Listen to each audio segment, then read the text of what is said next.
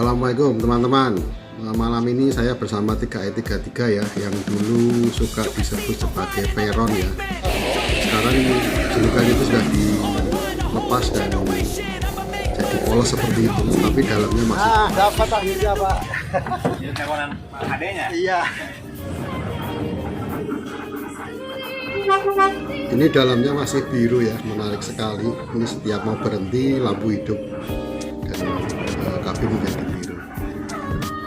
Nah ini Veyron ini beberapa waktu yang lalu kena musibah kecil ya di Tol Bekasi, jadi beberapa waktu kemudian mondok di bengkel untuk perbaikan pintu.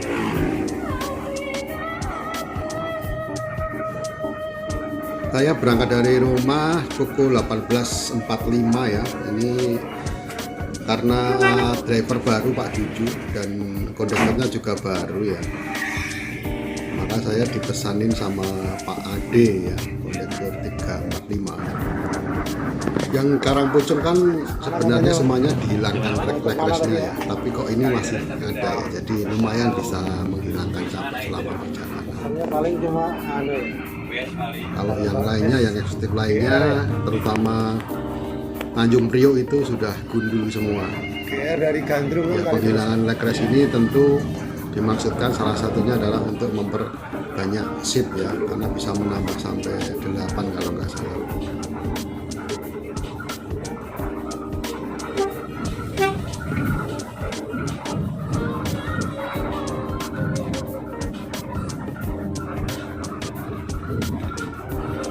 Sepanjang perjalanan ini saya lebih banyak meliput video saja ya, tanpa ada banyak percakapan dengan personil, karena memang baru sekali ini ya, dan kita kan masih belum tahu karakter masing-masing personil. Kalau yang lainnya kita sudah akrab karena sudah tahu level atau taraf bercandaannya seperti apa. Kalau masih baru saya belum berani bercanda seperti lainnya, apalagi seperti personel-personel Priok yang sudah sangat akrab ya. Jadi ya kita nikmati saja videonya ya.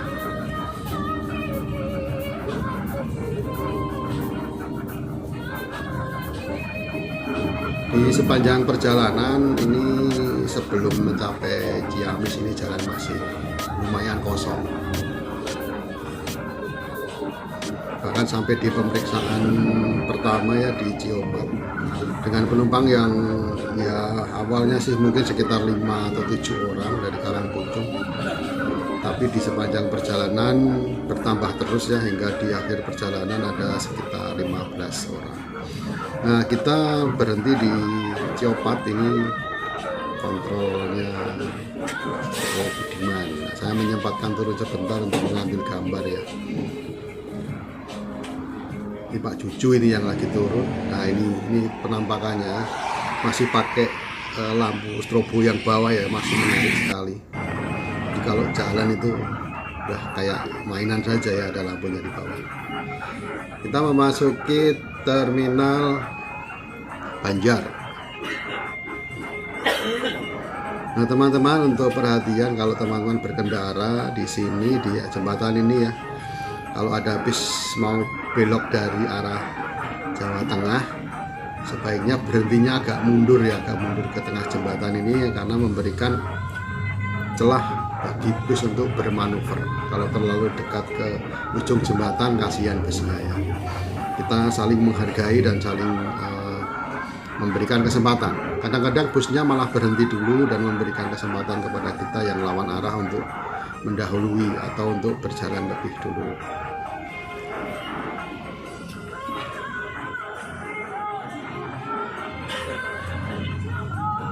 Terminal Banjar Patroman ini masih nampak lengang teman-teman ya. Padahal kemarin itu kan habis libur 1 Muharram ya, di hari Sabtu ya.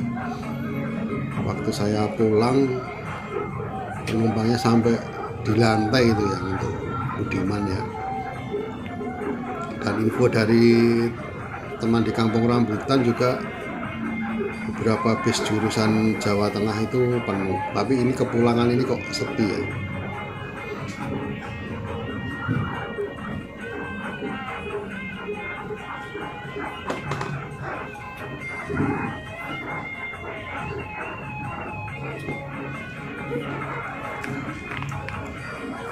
Nah, kita memasuki area parkir. Ada bis Teguh itu ya, bis kecil jurusan Purwokerto. Dan di depan ini ada Budiman Banjar Jakarta. Nah, dia kalau tulisannya cuma Jakarta itu berarti di Kampung Rambutan. Untuk bis Teguh ini memang parkirnya di Terminal Banjar ya. Berangkat besok pagi pukul 5.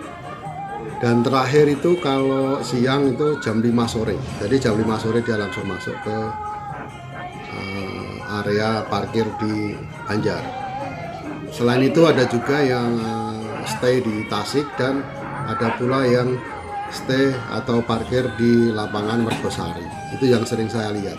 Atau mungkin yang Mergosari itu adalah yang suka parkir di Banjar ini. Nah, kita mulai keluar dari terminal menuju ke arah Jakarta.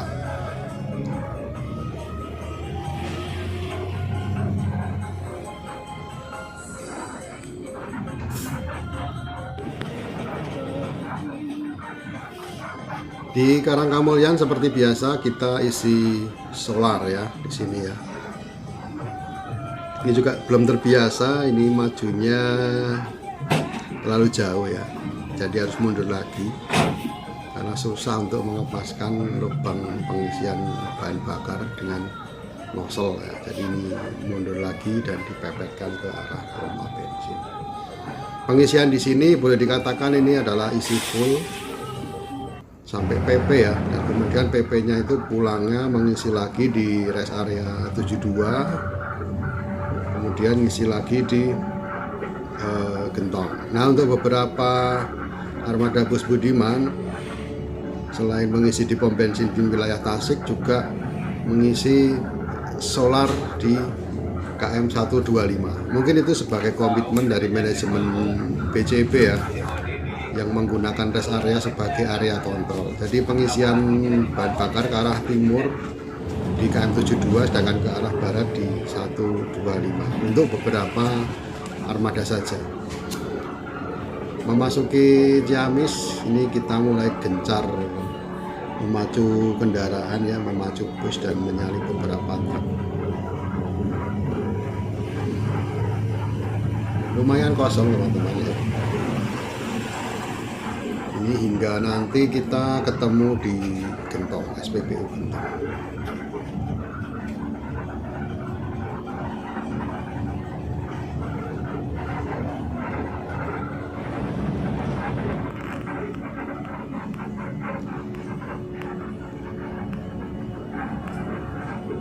Memasuki kota Ciamis, kita menuju ke terminal Ciamis. Ini terminal Ciamis ini nantinya sepertinya akan kalah dengan terminal Banjar ya dari sisi kelengkapan pelayanan, karena Ciamis ini ada di tengah kota dan susah untuk melakukan perluasan bangunan ataupun perluasan area layanan. Sampai saat ini pun landasan atau halaman di terminal ini masih banyak yang boncel-boncel ya, sehingga menyulitkan pengemudi untuk melewati jalur-jalur keberangkatan.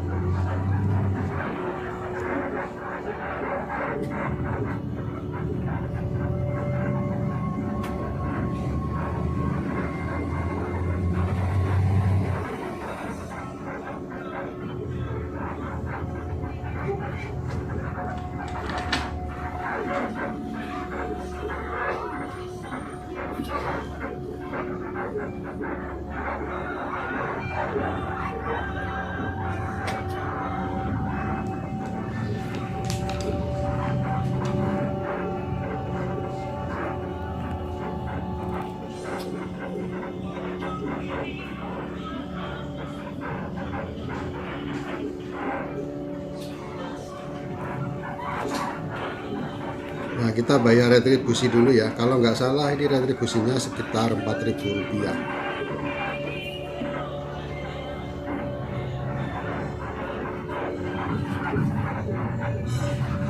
Nah, ini teman-teman ya, masih belum rata pelatarannya. Memasuki cek yang berikutnya. Jadi ini adalah cek yang kedua ketiga ya, cek ketiga setelah Jopat.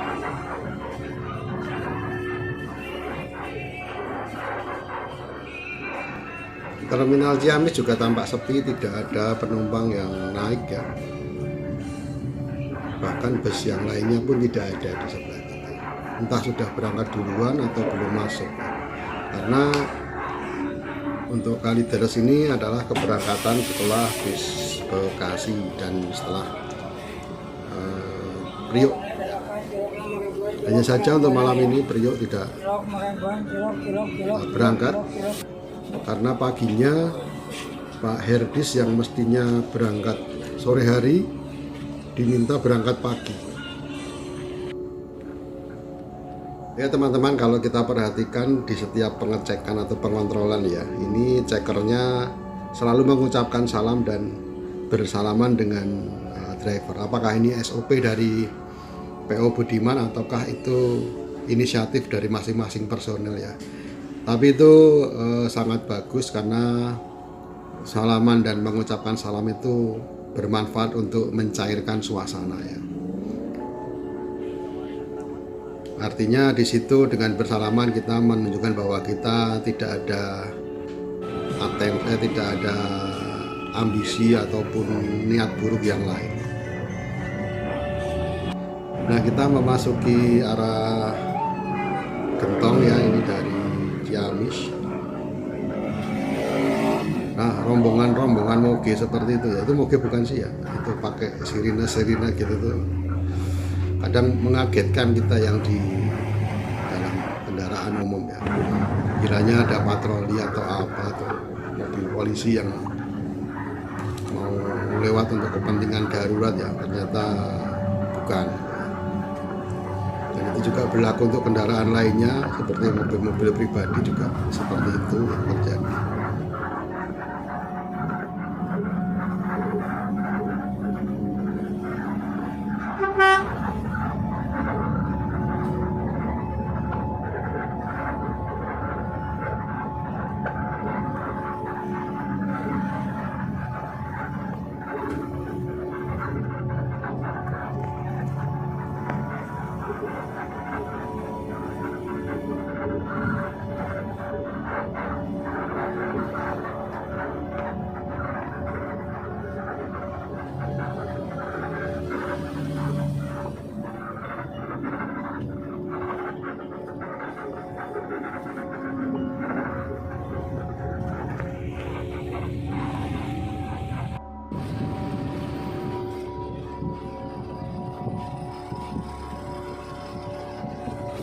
Di lingkar Ciawi kita berhenti di agen Budiman ya, di dekat pintu keluar lingkar Ciawi, dan ada penumpang yang masuk, ada 3 orang ya. Dan di depan sana ada serangkaian bus ya, ada Sumberjaya, di belakangnya ada Gapuraning Rahayu R168, dan di depan kita ini Prima Jasa ya.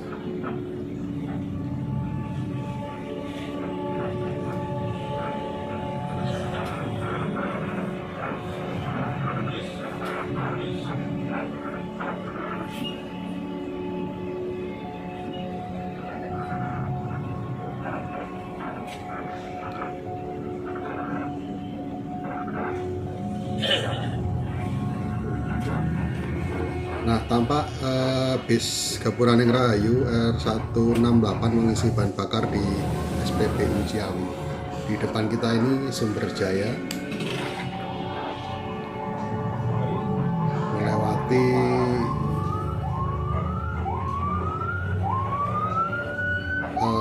Prima Jasa yang tengah berhenti. Nah teman-teman, di titik ini banyak truk yang berhenti ya di pinggir jalan. Saya nggak tahu ada apa, tapi tadi ada polisi yang berjaga di situ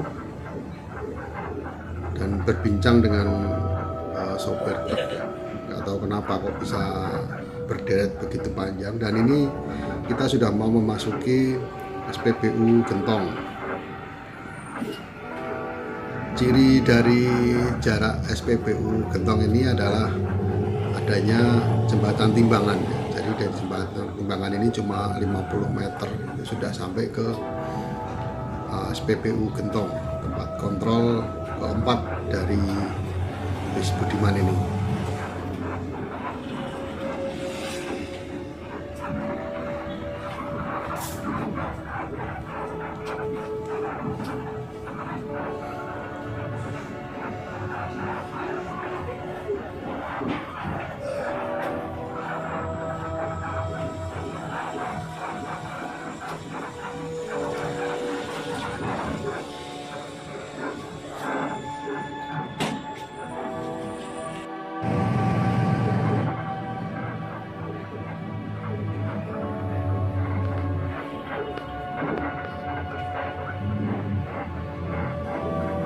Di SPBU Gentong kita hanya kontrol saja dan istirahat sebentar untuk sopir beli kopi ataupun bagi penumpang untuk yang mau buang air kecil.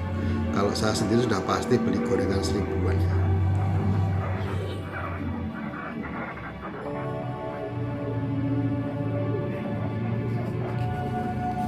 Malam ini tanjakan Gentong cukup padat dan kebanyakan adalah truk ekspedisi ya.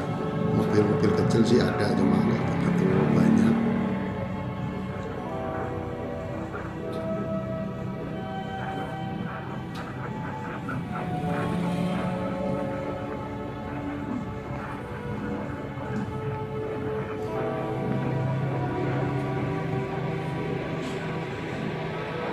Nah, di sebelah kiri kita disalip oleh bis Budiman yang lain ya. Kalau nggak salah itu jurusan Banjar Pondok Cabe. Kita masih pakai jalur tengah.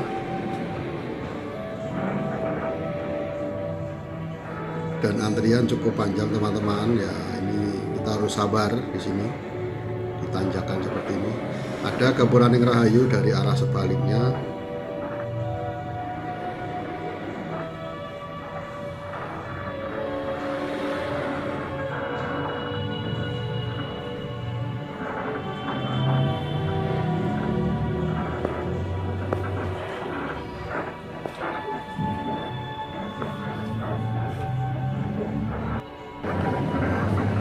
Nah, ini memasuki lingkar Gentong, tidak banyak kendaraan ya sepertinya.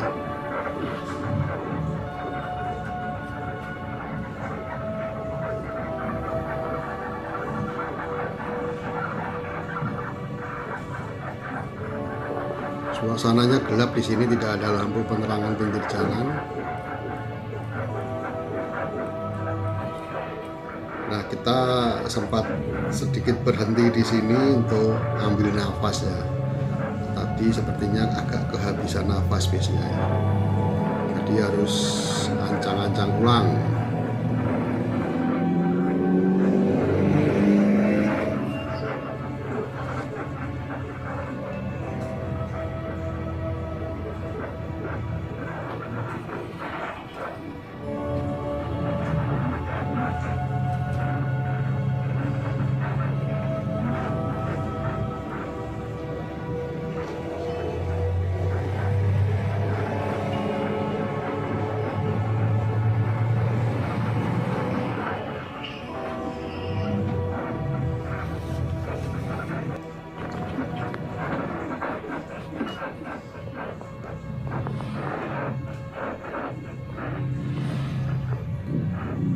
Di titik ini kita terlanda kemacetan karena tanjakan Gentong yang berikutnya ini lumayan tinggi dan tikungannya lumayan tajam. Sesekali Pak sopir mendesis ya, agak mengeluh gitu ya dengan kemacetan seperti ini.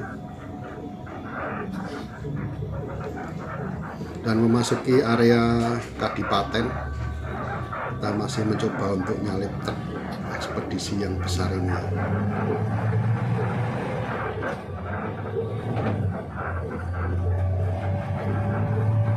Kalau nyalip pada posisi ini ngeri-ngeri sedap karena jarak dengan kendaraan yang lawan arah itu sangat tipis gitu ya. Jadi kalau misalnya teman-teman ketemu bis yang nanjak dan mau nyalip, sebaiknya berhenti dulu ya, kasih kesempatan bis yang nyalip tersebut, karena ini ada dua tanggung jawab bagi bis itu sendiri, yaitu yang pertama keselamatan bis itu sendiri, yang kedua adalah keselamatan kendaraan yang disalip, karena tidak mungkin dia langsung potong kiri ya, nanti mengakibatkan yang disalip itu berhenti mendadak dan bisa celaka. Nah, resiko ketiga kalau bisnya memilih untuk melaju, tentu yang kita yang lawan arah yang akan kena akibatnya. Jadi saling berbagilah di jalan ya, jangan egois.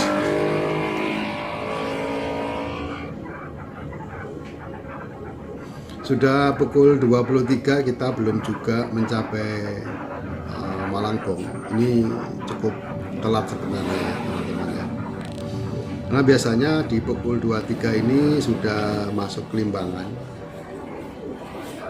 Nah, ini pukul 23.25 kita masuk di rumah makan di Limbangan.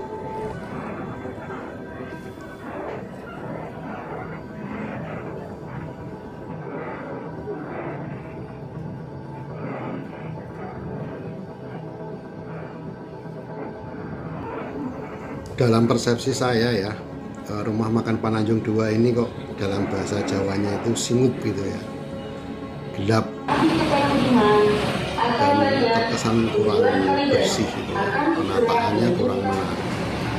Kalau saja ini bisa dirubah, mungkin tata letaknya dan mungkin desainnya agak dipercantik, saya kira akan lebih menarik. Apalagi di halaman depan ini masih banyak yang terkelupas dan menjadi landasan tanah ya. Itu kalau siang dan kemarau tentu debunya masuk ke dalam semua, dan itu menyebabkan ruangan menjadi nampak kotor, dan memang seperti itu adanya ya teman-teman. Apalagi ke kamar kecil yang letaknya di bawah itu ya, harus turun tangga dan gelap gitu, seperti masuk di dalam gua kalau menurut saya.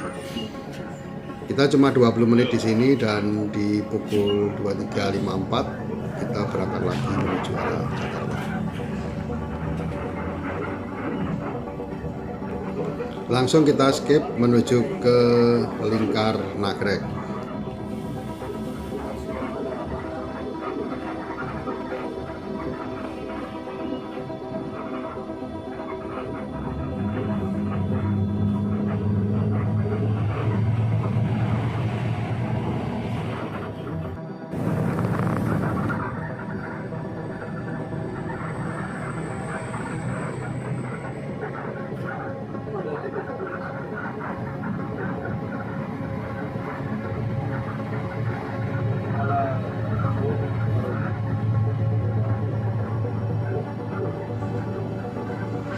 Jalanan lumayan sepi, tapi kita agak kesulitan karena mempertahankan RPM ini agak susah ditanjakan ya. Dengan basis 1526 OH ini sebenarnya kalau setting elektriknya bagus gitu pasti kencang ya, seperti yang 3E132 yang dibawa Pak Arda itu settingannya lumayan bagus, hanya mungkin di keseimbangan depannya ya, di stabil roda depannya yang kurang nyaman, jadi agak limbung gitu ya. Ini mungkin perlu setting ulang atau mungkin perlu penyesuaian ya, karena driver baru.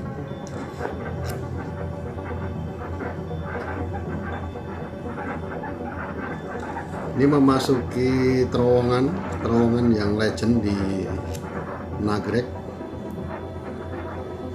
Ada sebuah truk yang jalan lambat di posisi tengah dan kita ambil yang kanan untuk mendahului.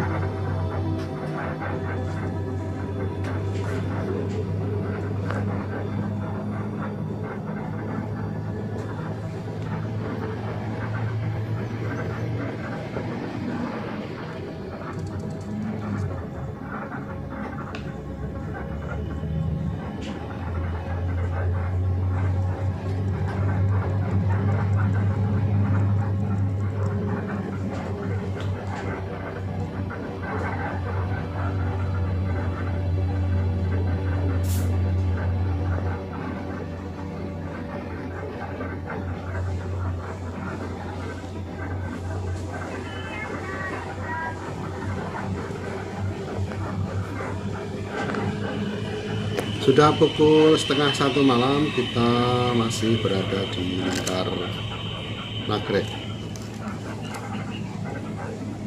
Diperkirakan pukul 1 kita memasuki pintu tol 0053 ya, belum sampai jam 1. Kita ada di tol Cilenyi.